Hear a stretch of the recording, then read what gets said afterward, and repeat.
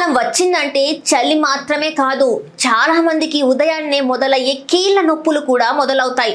మంచం మీద నుంచి లేవగానే మోకాలు, నడుము, భుజాలలో దృఢత్వం, కొద్దిసేపు కదిలితే కానీ నడవలేని పరిస్థితి మొదలవుతుంది. బయటకు వెళ్ళాలంటే చలి భయంతో శారీరక శ్రమ తగ్గుతుంది. అదే సమయంలో ఈ చిన్నగా మొదలయ్యే నొప్పి క్రమంగా రోజువారీ పనులకే ఆటంకం కలిగించే స్థాయికి చేరుకుంటుంది.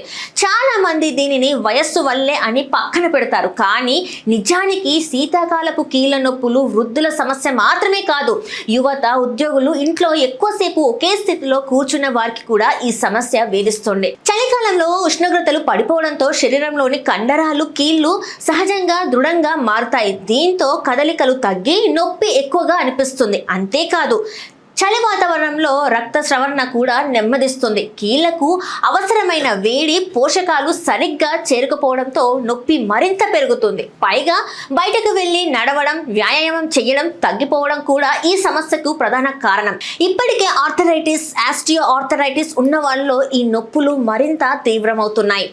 రోజంతా కంప్యూటర్ ముందు కూర్చునే ఉద్యోగులు, శారీరక చురుకుదనం లేని వారు కూడా శీతాకాలంలో కీళ్ల సమస్యలను ఎక్కువగా ఎదుర్కొంటున్నారు.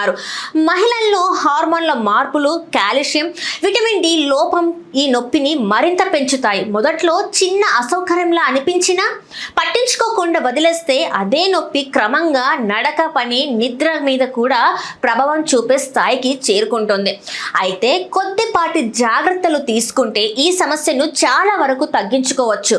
చలికాలంలో శరీరాన్ని, ముఖ్యంగా కీళ్లను వెచ్చగా కప్పి ఉంచడం చాలా ముఖ్యం. రోజు తప్పనిసరిగా తేలికపాటి వ్యాయామం లేదా స్ట్రెచ్చింగ్ చేయాలి. గోరువెచ్చని నీటితో స్నానం చేయడం కీళ్ల దృఢత్వాన్ని తగ్గిస్తుంది.